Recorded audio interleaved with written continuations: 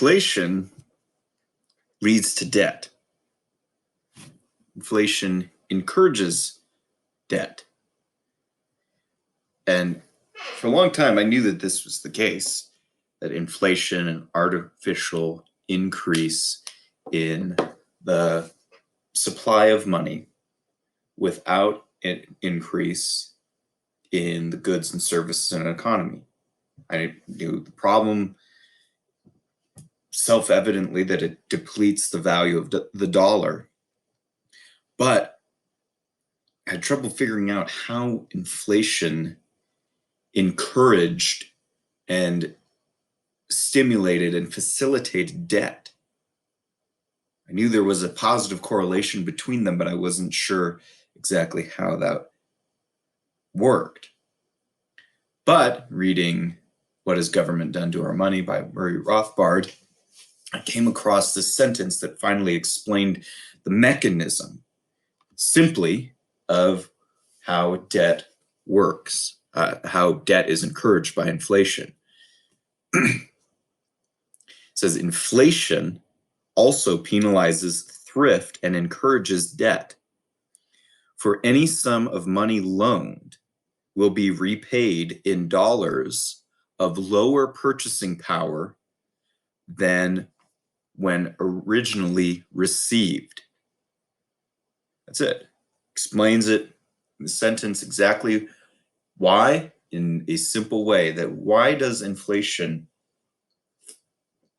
how does inflation penalize thrift and saving, and how does it encourage debt? Well, inflation is that your money becomes less valuable over time through the process of inflation.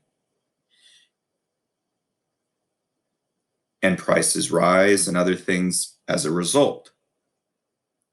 And so, as humans, our natural reaction to that, the incentive that is created for that, not that we can't control it, but most people don't even know why this is taking place or why debt, personal and public, has exploded.